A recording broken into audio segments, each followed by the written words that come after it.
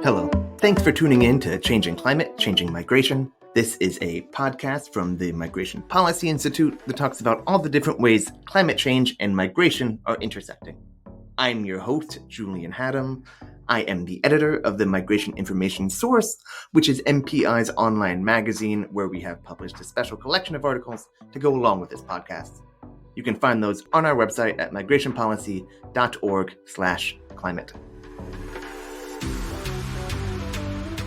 Today, we're looking forward and we're thinking big. Researchers and scientists who make projections about future climate change have made a wide range of estimates about how many people will be forced out of their homes because of storms, sea level rise, drought, and other impacts of environmental change. Over the next few decades, there could be hundreds of millions of so-called climate migrants, they say, or even billions. In the past, in previous episodes, we've talked about some of the tricky and sometimes simplistic math involved in some of these projections, and the concern about being too alarmist. But what if that's missing the point? What if debating precisely how many people will move or in what contexts is just a distraction that prevents us from addressing the deeper underlying truth, which is that our global societies will be fundamentally transformed by climate change, and that it's going to involve a dramatic reshuffling of where people live? What if being afraid of big thinking is holding us back? That's one of the things I kept thinking as I was reading the new book from Gaia Vince. Gaia is an award-winning science journalist and author, and her new book is called Nomad Century: How Climate Migration Will Reshape Our World. I found it equal parts fascinating, provocative, and inspiring. It left me with a lot to think about, which is why I am so excited that Gaia agreed to come on the podcast today. Gaia Vince, hello. Thank you for being here. Hello. Thank you for having me. So let's get into it. Like I said, I found your book very, very thought-provoking, and I want to start with some of the big claims you make. To listeners of this podcast, some of those things will seem pretty sensible. They'll make a lot of sense. And some might be a bit more controversial because you foresee some big changes, right? As you see it, what will the world look like in 2050 or 2075? And why is this the nomad century, as you describe it? Yes, well, we are, of course, facing climate upheaval this century, and the century really is an enormous century of upheaval. So as the temperature of the planet rises, we're getting this more and more heat trapped by our carbon emissions into the atmosphere. That's driving these much more extreme weather conditions. So more extreme storms, we're getting more flooding, more drought, more heat stress, more fires. And these four elements particularly combine to make an area unlivable for people. And if you look at the climate projections over this century, of course, we don't know yet what temperature we're going to land on at 2100 or 2050. We are, the last COP was about keeping 1.5 alive. This year, the COPs more or less come to terms with the fact that 1.5 is going to be, well, let's just say very unlikely. So we're looking at temperatures a lot greater than that.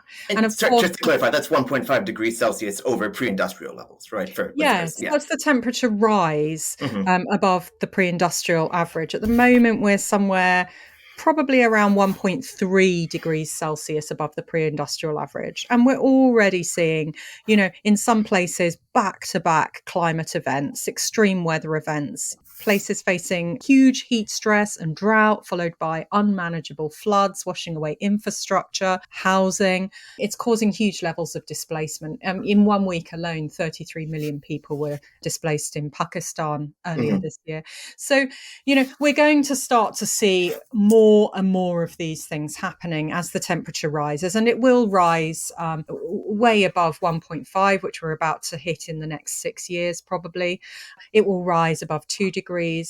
And then it will come back down. And we're hoping that it will come back down towards the end of the century. We're hoping to bring it down to 2 degrees. At the moment, we're heading easily somewhere between 2 and 4 degrees. And let me just say that 4 degrees is absolutely catastrophic. But as the temperature rises over these coming decades, what we're going to find is that large areas of the tropics, of coastlines, rivers, especially river deltas, where some of our most important and largest global cities are located, are increasingly going to become unlivable. People are not going to be able to adapt in large numbers to the climate conditions we're bringing. They will have to move. And they will largely have to move to higher latitudes. And if you look at the map of the world, the continents are kind of ice cream cone shaped. So there's not a lot of land in the southern hemisphere there at higher latitudes. So we're talking about the northern hemisphere. We're talking about what I like to call the new north, really, this new economically productive, vibrant area that will really come into its own around mid-century. I want to drill in on that a bit in a second, but I guess first, I want to be clear. This is very big blue sky thinking, right? The notion that billions of people, entire, if not continents, entire swaths of continents are going to be depopulated is a pretty radical idea, I think it's fair to say, and it's something that I think most researchers who study this would push back on a bit. So, yes, to be clear, not everybody in these places is going to have to move. But at the moment, these places are home to some of the world's biggest populations. If you look at places like Mumbai, the city of Mumbai, 22 million people living there. Well, 9 million of those people live in slums. They live in essentially concrete boxes with a metal sheet for a roof, jam-packed against each other with a tiny little airless alleyway in between. Now, those slums are already around 6 to 10 degrees hotter than the average city proper, the rest of Mumbai. And Mumbai has been hitting extreme temperatures, which make working outside unbearable after about 10 a.m. So if we talk about adaptation, and bear in mind, Mumbai is also on the coast where they're suffering all sorts of storm surges, flooding, unsanitary conditions, with sewage coming into people's houses. I mean, it's really quite dire situations. If we talk about adaptation, people live in very hot conditions. In Dubai, for example, that is a city in a desert. It's home to thousands of people who live essentially in a shopping mall, an air-conditioned shopping mall, if you call that living. And so, that it is possible to support a certain population under those conditions. But, it is not possible to support 9 million slum dwellers living in those conditions. You couldn't provide air conditioned units to all of those places. You'd get power outages immediately. I mean, it's just not feasible. So, some people will be able to stay there in very well adapted sort of microclimates, just cannot support those enormous populations that exist there at the moment. That's what I'm saying, essentially. I think that's interesting, but moving is hard, it's expensive, right? I mean, if you live in a slum in Mumbai, it takes money and networks and a variety of other things to be able to move even domestically within India, much less, as you propose it, and we'll talk a little bit, to places farther north. Not to mention, lots of people don't want to move. They and their families have lived in these places for generations. I guess, what about them? Do we force them to move? And I mean... What happens to those people? This is already a huge problem. People are living in places that are extremely dangerous. Many of the people that have died or have suffered severe injuries from climate disasters have been essentially living in places that are already uninhabitable. They should not be living there, certainly not under those circumstances. Moving is really hard. People, quite often the land that they live on is their only wealth to pass on to other people. They have their own social networks. They have family around that can help support them with childcare. They know how the system works in terms of where they can get jobs, where they can find resources, all of those things. They speak the language. To move even within your country, let alone further afield, to somewhere where you're a stranger, where it's extremely expensive, where you may not speak the language, where you don't have those social networks, where you don't have anyone to look after your kids or your elderly relatives so that you can find work, where you don't even know anyone who can help with the finding of the work, let alone to move further afield where you may also face racial prejudice or, some other difficulties. It's a huge, huge burden.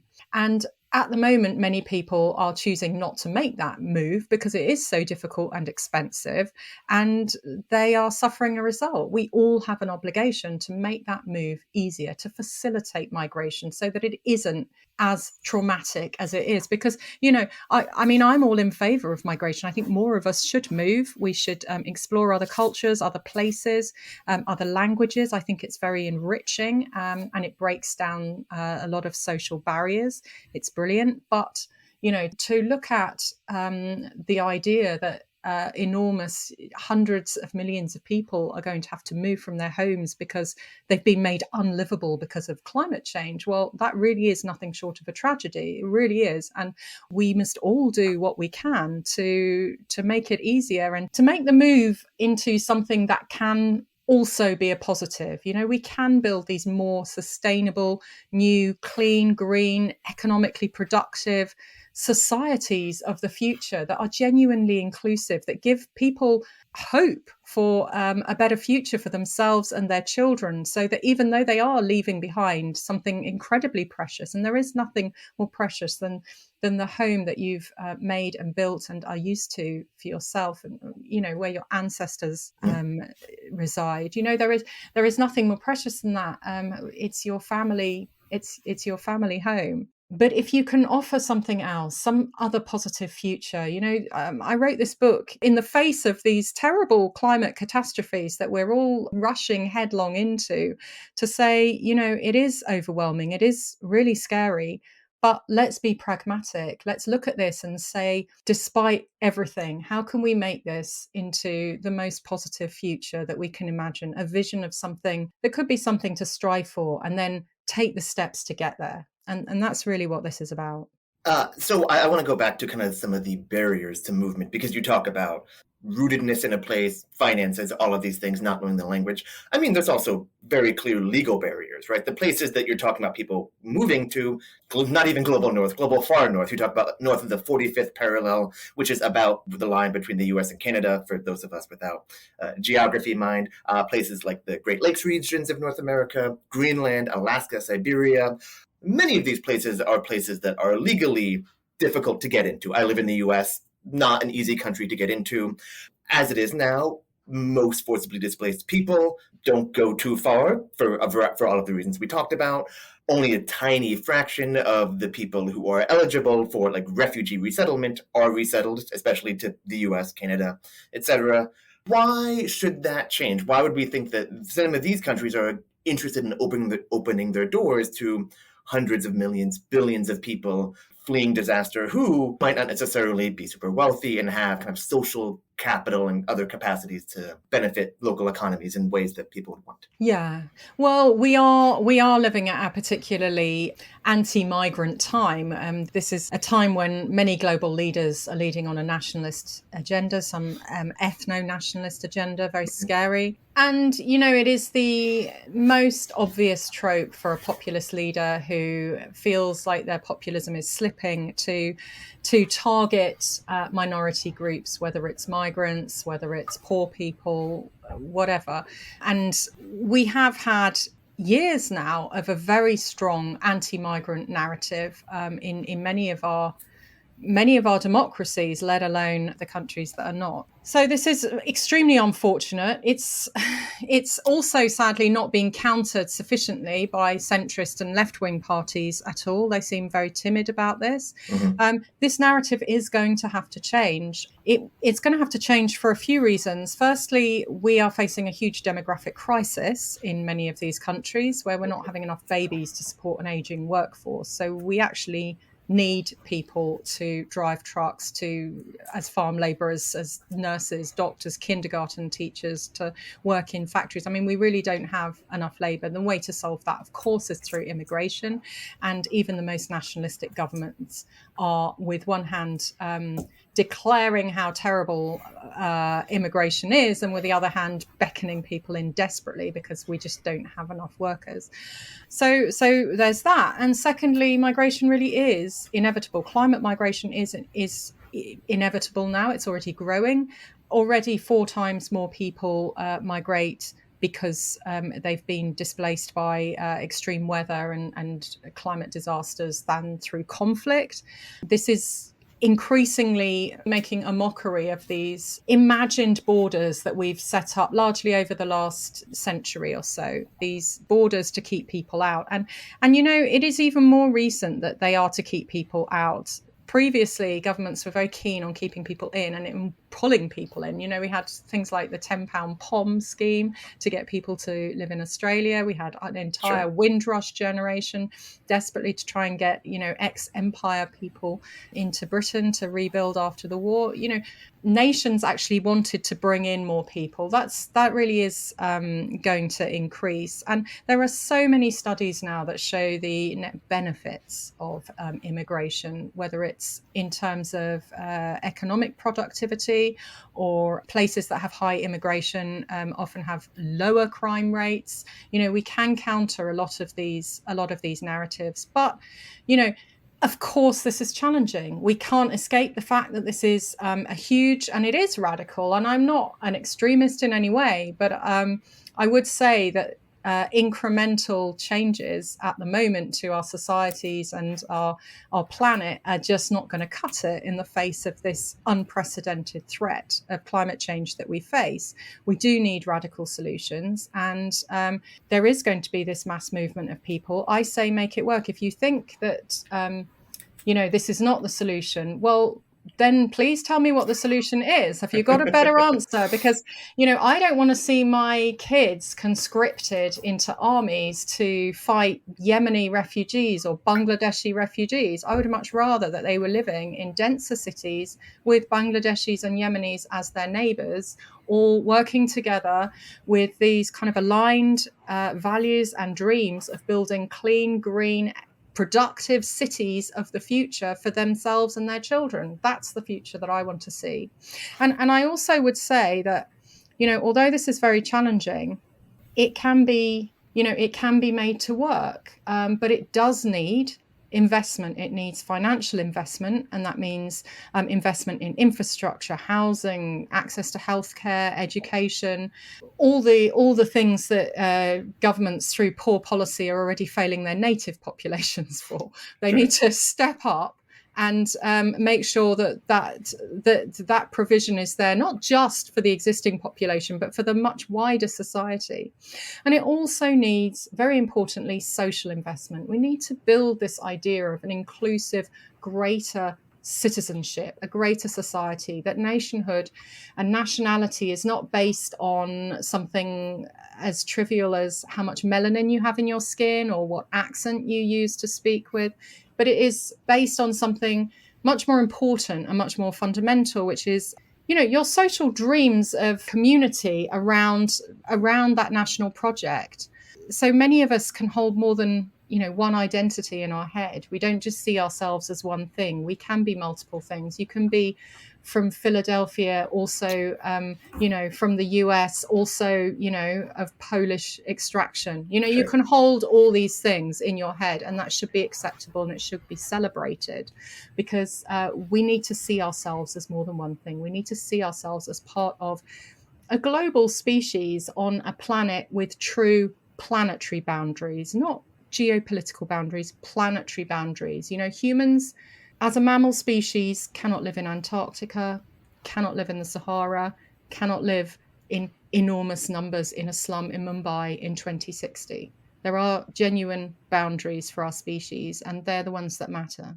One of the things I was struck by in your book is the combination of, I would say, pessimism you have about abilities to adapt in place and to tackle climate change more generally, and then this kind of intense optimism about many of the things you were just talking about.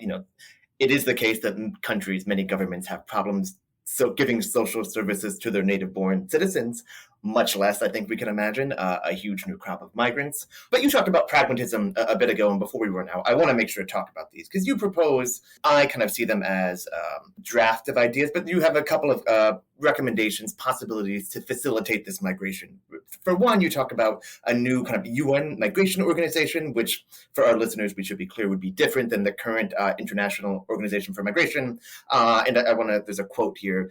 This new organization, you're right, would have, quote, real powers to compel governments to accept refugees, and would also devise a sensible plan for redistributing people, which might include national quotas. You also raised the idea of charter cities that kind of operate under a different set of rules as the neighboring jurisdiction. So as you have a brief mention of, for instance, letting Nigeria buy or rent land for its nationals inside Canada. And again, these are very big ideas. I think some of our listeners might find them kind of political non-starters, but you seem very optimistic about them, despite some of the challenges to national sovereignty.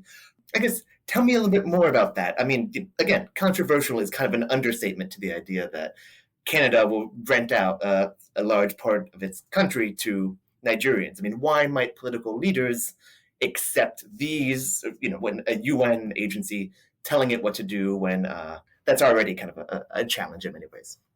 Yeah, I think you need to start from the fact that we are facing this incredibly unprecedented challenge.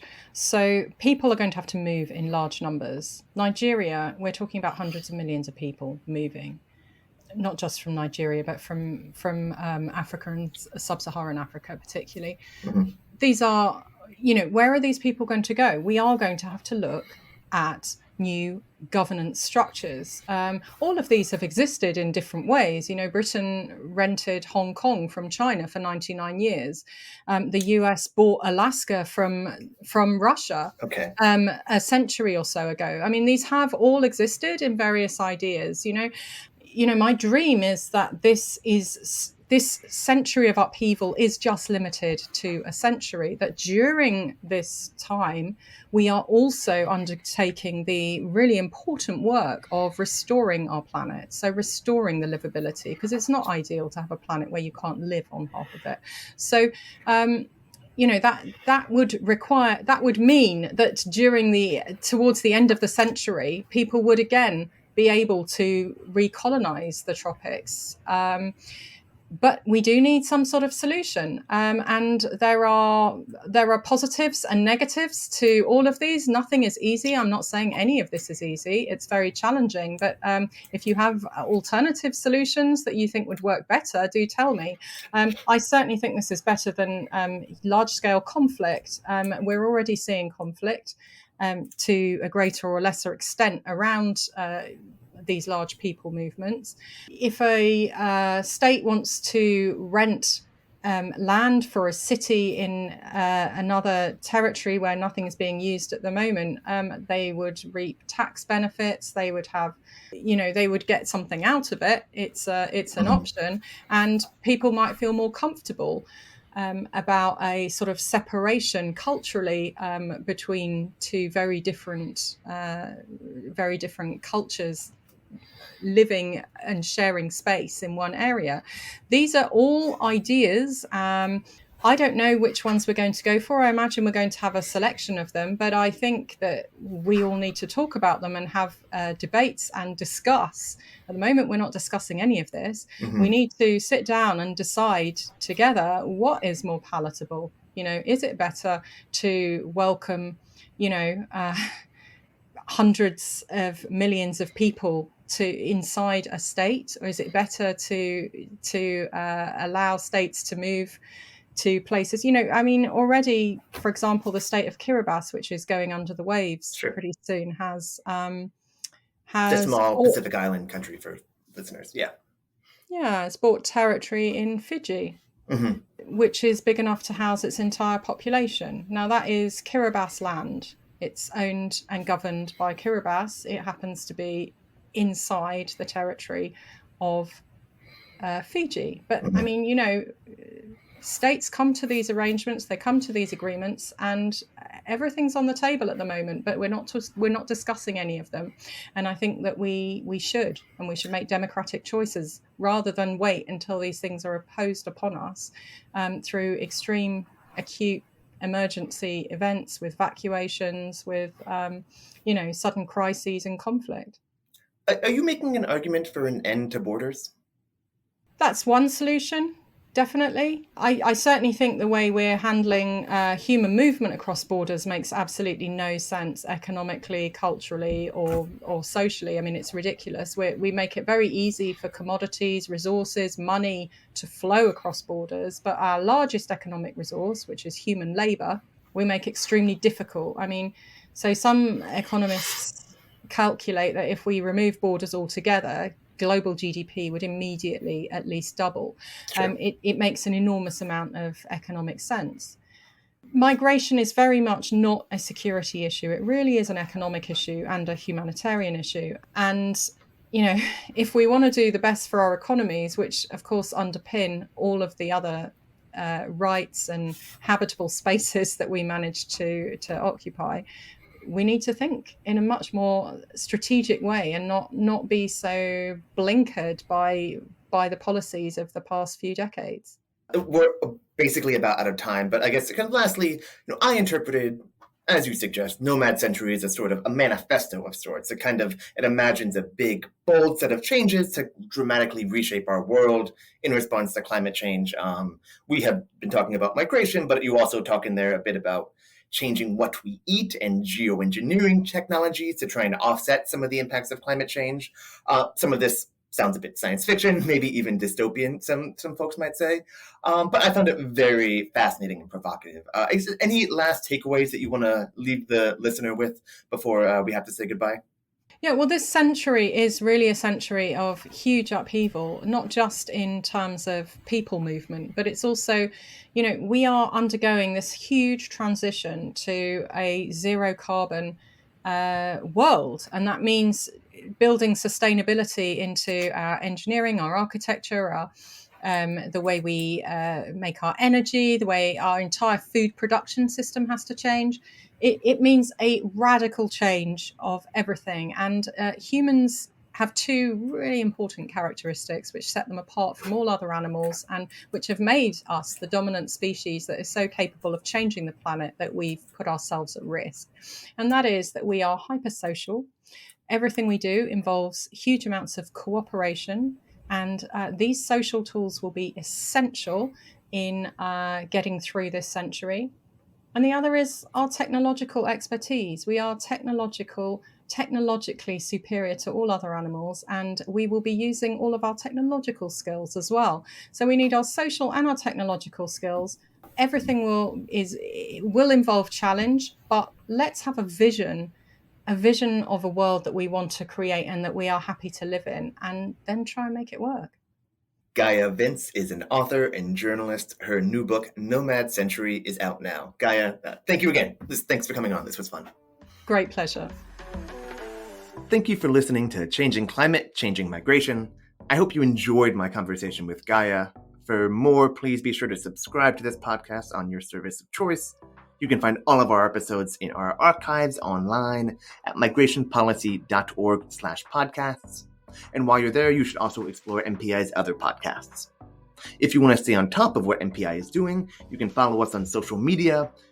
We're on Twitter and LinkedIn and Facebook and Instagram, or you can contact me directly at source@migrationpolicy.org. I'd love to hear from you. Yusuf Hamid produced this episode, and it was made possible with assistance from Lisa Dixon and Michelle Middlestadt. The music you're hearing is called Touch by Patrick Patricios. Once again, my name is Julian Haddam, and I'll see you next time.